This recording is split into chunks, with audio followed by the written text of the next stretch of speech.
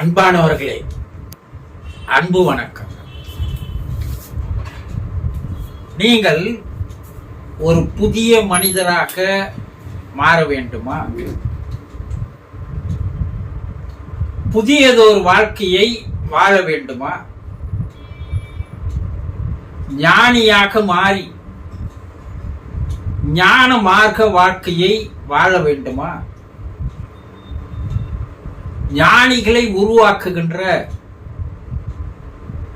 ஆத்ம ஞான மார்க்கத்தில் உங்களை இணைத்துக் கொள்ளுங்கள். அதற்கு முதலில் இந்த சேனலை சப்ஸ்கிரைப் செய்து நாள்தோறும் வெளிவருகின்ற வீடியோக்களை தொடர்ந்து பார்த்து வாருங்கள்.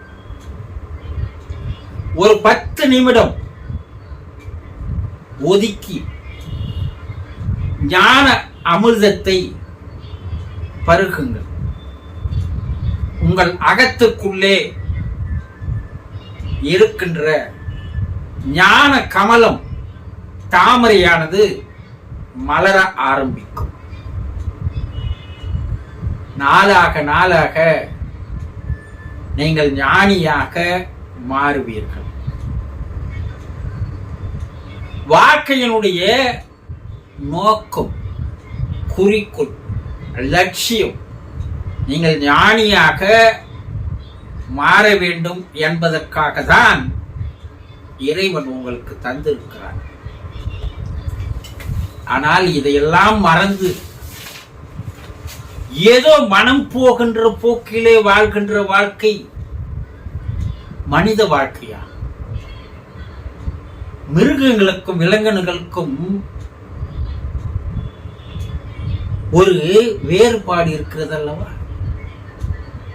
மனிதனுக்கும் விலங்கினங்களுக்கும் வேறுபாடு இருக்கிறது.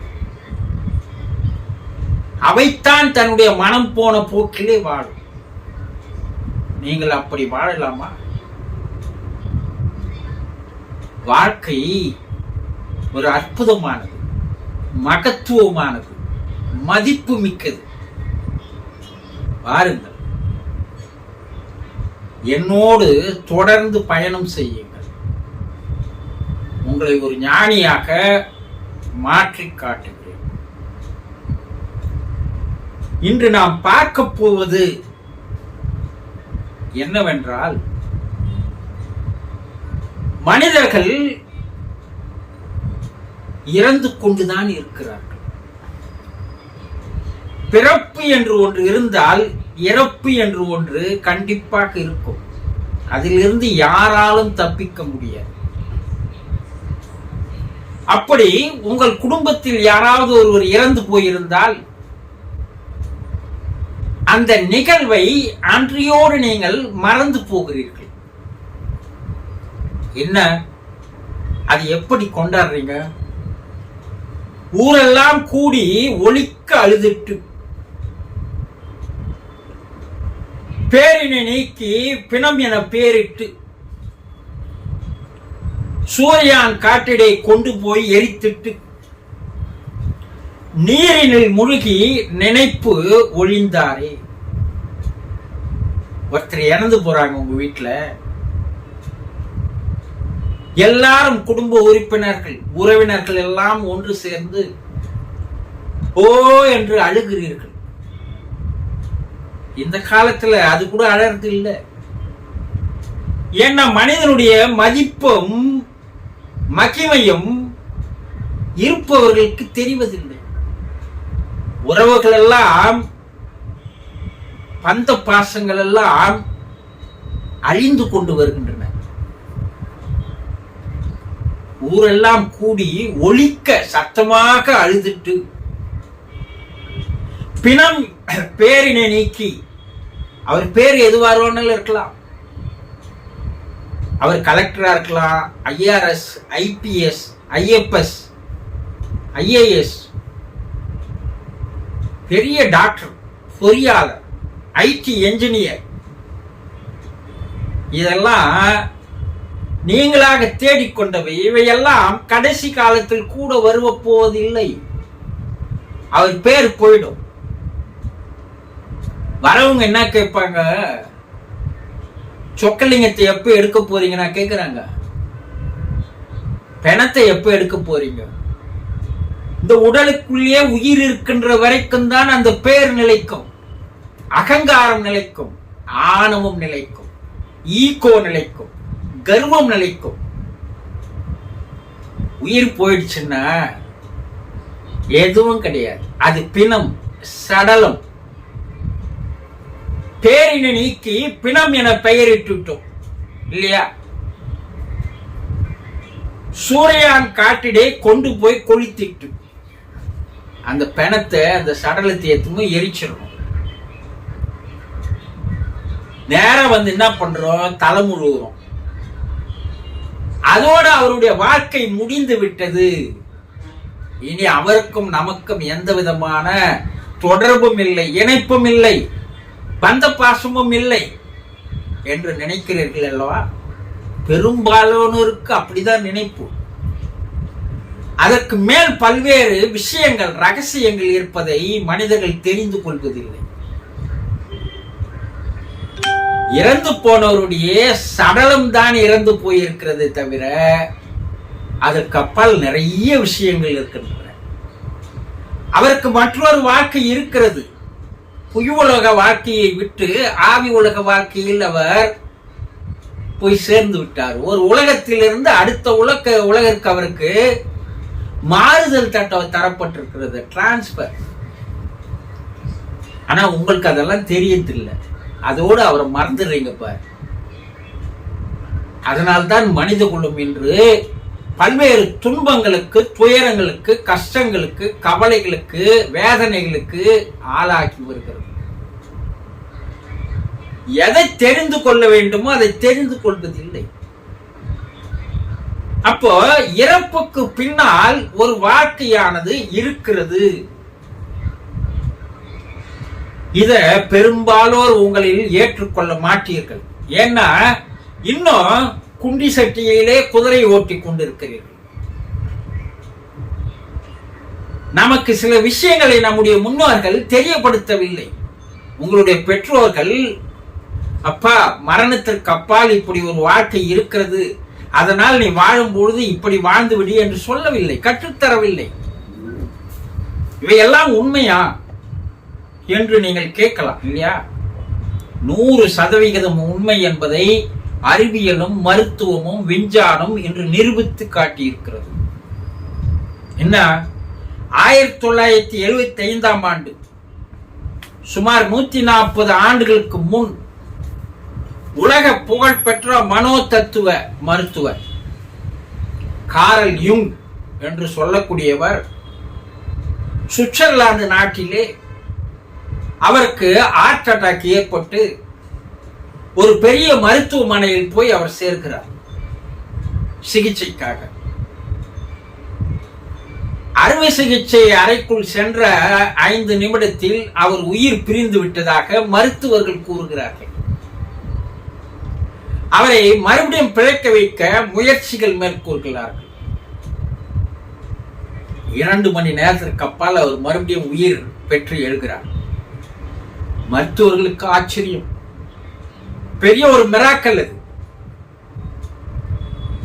அவர் எழுந்ததும் என்ன சொல்றாரு, இடைப்பட்ட அந்த 2 மணி நேரத்தில், உயிர் போய் திரும்பி வந்த அந்த 2 மணி நேரத்தில் அவர் பெற்ற அனுபவங்களை, நிகழ்வுகளை, விஷயங்களை விலாவாரியாக கூறுகிறார். அதை என்ன எழுதி வச்சிருக்கிறார், அத அவர் ஒரு புத்தகத்தை எழுதியிருக்கிறார். அந்த புத்தகத்தில் அவர் என்ன சொல்றாருன்னா, அந்த புத்தகத்து பெயர் மெமரிஸ், ட்ரீம்ஸ், ரிஃப்ளெக்ஷன்ஸ் என்ற அந்த புத்தகத்துக்கு பெயர். அந்த 2 மணி நேரத்தில் நடந்த நிகழ்வுகள், அவர் மேல் உலகம் சென்றது, ஆவி உலகத்தில் அவர் அனுபவித்த அனுபவங்களை எல்லாம் அந்த புத்தகத்தை எழுதி வெளியிட்டார். இது ஒரு பெரிய புரட்சியை பண்ணியது உலக அளவில். மருத்துவர்களுக்கும் விஞ்ஞானிகளுக்கும் ஒரு பெரிய புரட்சியை, ஒரு ஊக்குவிப்பை, ஒரு உற்சாகத்தை, ஒரு தூண்டுதலை தந்தது. அதற்கு அப்பால் 100 வருடங்களுக்கு அப்பால் 1975 49 ஆண்டுகளுக்கு முன்னால் டாக்டர் ரோமன் மூடி என்பவர் அவருடைய ஆராய்ச்சி புத்தகத்தை வைத்துக் கொண்டு அவருக்கு ஏற்பட்ட நிலைமைகளை போல யார் யார் இருக்கிறார் என்று உலக அளவிலே அவர் எல்லா மருத்துவமனைகளுக்கு சென்று அப்படி உயிர் பிழைத்து எழுந்தவர்களை ஆயிரக்கணக்கான பேரை பல நாடுகளுக்கு பிரயாணம் செய்து அவர்களை நேரில் கண்டு அவர் ஒரு புத்தகம் எழுதியிருக்கிறார். அது என்னன்னா, after light after live after living என்ற அந்த புத்தகத்துக்கு பெயர். அந்த புத்தகத்திலும் அவர் பல்வேறு கருத்துக்களை தெரிவிக்கிறார். என்ன, லைஃப் ஆஃப்டர் லைஃப் அந்த புத்தகத்துக்கு பெயர். வாழ்க்கைக்கு பின்னால் ஒரு வாழ்க்கை இருக்கிறது, அதற்கு இவ்வளவு பேர் சாட்சிகள், இவ்வளவு பேர் அத்தாட்சிகள் என்று நிரூபித்திருக்கிறார். அதில் என்ன மெசேஜ் சொல்றார் அவருன்னா, மரணம் நெருங்கி ஐம்புலன்கள் எல்லாம் அடங்கும் போது ஒரு ரீங்கார ஓசை கேட்கிறது. இதுவரைக்கும் கேட்காத ஒரு ஓசை கேட்கிறது. இனிமையான ஒரு அற்புதமான ஓசை. அந்த உயிர் உடலை விட்டு பிரியும் போது தாங்க முடியாத ஒரு வலி, மரண வலி ஏற்படுகிறது. அப்படி அந்த மரண வலிக்கு அப்பால் அந்த உயிர் வெளியேற பிற்பாடு ஒரு ஆனந்தம், ஒரு பேரானந்தம், ஒரு அதிபரவசம், இதுவரைக்கும் பூமியில் அனுபவிக்காத ஒரு அமைதி, ஒரு சந்தோஷம், ஒரு இன்பம், ஒரு மகிழ்ச்சி கிடைக்கிறது என்று கூறுகிறார். அவருடைய ஆன்மாவானது ஒரு இருண்ட குகைக்குள் உள்ளே நேராக சென்று கடைசியில் ஒரு ஒளிமிக்க ஒரு ஒளியிடம் போய் சேர்க்கிறது. அது ஒரு பேரொளி, பிரகாசமான ஒளி. அதைத்தான் நம்முடைய சித்தர்கள் இறைவன் என்று சொன்னார்கள். ஒளி, அருட்பெரும் ஜோதி என்றெல்லாம் பெயரிட்டது. அந்த ஒளிக்கு முன்னால் இவர் போய் நின்ற பிற்பாடு அவர்கள் பூமியில் வாழ்ந்த வாழ்க்கையினுடைய கணக்குகளை சரி பார்க்கிறார்கள். அதான் யம தர்மனிடம் சித்திரகுப்தன் கணக்கு பார்ப்பதாக நம்முடைய முன்னோர்கள் கூறுவார்கள். அப்ப அந்த ஒளி என்ன சொல்றது, அவரை இன்னும் உனக்கு பூமியில் வாழ வேண்டிய நாட்கள் இருக்கிறது, உன் ஆயுள் முடிந்து விடவில்லை, அதனால் நீ மறுபடியும் பூமிக்கு சென்று திரும்பி வா என்று திருப்பி அனுப்புகிறார். 2 தேவகணங்கள் எங்களை அழைத்து சென்றது, மறுபடியும் அந்த 2 தேவகணங்கள் எங்களை எடுத்து வந்து பூமியில் விட்டது. அங்கிருந்து திரும்பி வருவதற்கு எங்களுக்கு மனமே இல்லை, கட்டாய பிடித்து எங்கள் பூமியில் எடுத்து வந்து விட்டார். அப்போ ஒரு ஆவி உலகம் என்ற ஒரு தெய்வீக உலகம் இருக்கிறது, உண்மை. அங்கே இருப்பவர்கள் என்னுடைய முன்னோர்களை சந்தித்தேன், என்னுடைய குடும்ப உறுப்பினர்களை சந்தித்தேன். அவர்களால் கண்ணால் பார்க்க முடியுது, காதால் கேட்க முடிகிறது, வாயால் பேச முடிகிறது. அதே உருவத்தோடுவே ஒளி உருவத்தில் இருக்கிறார்கள் என்று கூறுகிறார். இதையெல்லாம் வைத்து பார்க்கும்போது ஒன்றை புரிந்து கொள்ளுங்கள், மரணத்திற்கு அப்பால் மனிதனுக்கு ஒரு அற்புதமான வாழ்க்கை இருக்கிறது என்பதை இப்போதாவது தெரிந்து கொள்ளுங்கள். அப்படி தெரிந்து கொண்டால் இப்போது வாழ்கின்ற வாழ்க்கை உங்களுக்கு மாறுபட்டு ஒரு தெய்வீக வாழ்க்கையாக மாற்றிக்கொள்ளலாம். புரிந்து கொண்டீர்களா? சந்தோஷம்.